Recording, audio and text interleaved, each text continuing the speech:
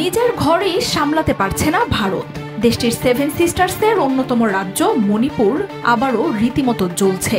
অবস্থা এমন পর্যায়ে পৌঁছেছে, স্বয়ং রাজ্যের মুখ্যমন্ত্রী এন বীরেন সিং এর বাড়িতে হামলা হয়েছে।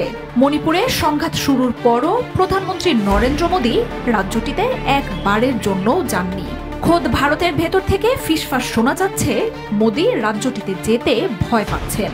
কারফিউ জারি, সেনা পাহারা বা ইন্টারনেট বন্ধের মতো পদক্ষেপও কাজ করছে না।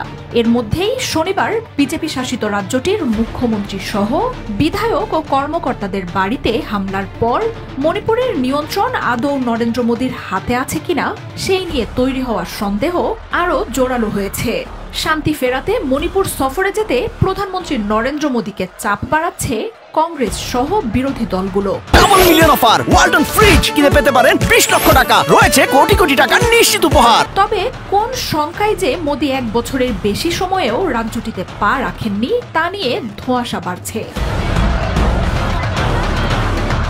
সেভেন সিস্টার্স ভুক্ত মণিপুরের সাথে ভারতের মূল ভূখণ্ডের যোগাযোগ অনেকটাই বিচ্ছিন্ন, আর তাই রাজ্যগুলোকে নিয়ে কেন্দ্রীয় সরকারের তেমন আগ্রহ না থাকায় সেভেন সিস্টার্স স্বাধীন করার দাবিও বহু পুরনো।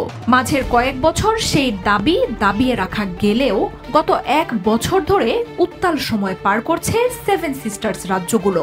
আসাম, মেঘালয়ের প্রাণঘাতী সংঘাত পরিস্থিতি সামাল দিতে হিমশিম খাওয়া মোদী সরকারের জন্য নতুন চ্যালেঞ্জ হয়ে এসেছে মণিপুরের নিয়ন্ত্রণ ধরে রাখা। কয়েকদিন আগেই আইন শৃঙ্খলা বাহিনীর হাতে 11 জন কুকির মৃত্যুর পর পরিস্থিতি নিয়ন্ত্রণের বাইরেই চলে গেছে। জঙ্গি দাবি করে এসব কুকিদের হত্যা করা হলেও তারা আসলে স্বেচ্ছাসেবী ছিল বলে জানাচ্ছে কুকিরা। এর মধ্যে নদী থেকে মেইতেই জাতির 6 জনের মরদেহ উদ্ধারের ঘটনাকে কেন্দ্র করে নজিরবিহীন সংঘাত শুরু হয়েছে রাজ্যটিতে। এসব হত্যার ঘটনায় একে অন্যকে দায় দিচ্ছে কুকি, মেইতেই ও সরকারি বাহিনী।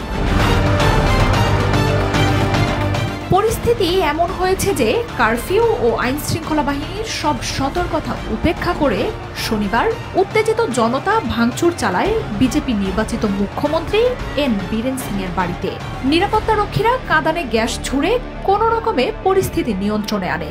যদিও সে সময়ে মুখ্যমন্ত্রী তার বাসভবনে ছিলেন না, গোটা রাত তিনি নিজের দপ্তরেই কাটিয়েছেন বলে খবর রয়েছে। এছাড়াও মণিপুরের স্বাস্থ্য এবং পরিবার কল্যাণমন্ত্রী সাপাম রঞ্জন, উপভোক্তা বিষয়ক মন্ত্রী সুশীন্দ্র সিং, আর কে ইমোর নিশিকান্ত সিং এর বাড়িতেও হামলা হয়েছে। সশস্ত্র বিচ্ছিন্নতাবাদীদের শাস্তি দিতে মেইতেই গোষ্ঠীর পক্ষ থেকে 24 ঘন্টার আলটিমেটাম দেয়া হয়েছে রাজ্য সরকারকে। এ সময়ের মধ্যে কুকিদের দমন করতে না পারলে রাজ্য জুড়ে অকল্পনীয় সহিংসতার হুঁশিয়ারি দিয়েছে মেইতেইরা। বিক্ষোভ চালিয়ে যাচ্ছে কুকিরাও। পরিস্থিতি এতটাই ভয়াবহ যে ইন্টারনেট বন্ধ, কারফিউ জারি বা আইন শৃঙ্খলা বাহিনীর ব্যাপক উপস্থিতিও মানছে না জনতা। এই পরিস্থিতিকে ভয়ানক বলে জানিয়ে মোদী সরকারের উপর চাপ বাড়াচ্ছে বিরোধী দলগুলো। উত্তাল মণিপুরে প্রধানমন্ত্রীকে যেতে বলছেন রাহুল গান্ধী সহ কংগ্রেস নেতারা। এর আগেও মোদী বিভিন্ন সম্মেলনে দেশ বিদেশে বা নির্বাচনী প্রচারণায় গেলেও কিসের ভিত্তিতে মণিপুর সফর করছেন না তা নিয়ে প্রশ্ন উঠছে দেশ জুড়ে। এমনকি নিজ দলের মুখ্যমন্ত্রীর বাড়িতে হামলায়ও নিশ্চুপ রয়েছেন প্রধানমন্ত্রী। আর এই পরিস্থিতি ভাবাচ্ছে মণিপুরের নিয়ন্ত্রণ আসলেই মোদী সরকারের হাতে আছে কিনা। মিয়ানমারের চীন রাজ্য ও মিজোরামের সাথে মিলে নিজেদের জন্য একটি আলাদা রাষ্ট্র গঠনের দাবি রয়েছে কুকিদের। কিছুদিন আগেই ভারতের গণমাধ্যমগুলো জানিয়েছিল মণিপুরের ঘন জঙ্গলে জমা হয়েছে অস্ত্রের ভাণ্ডার।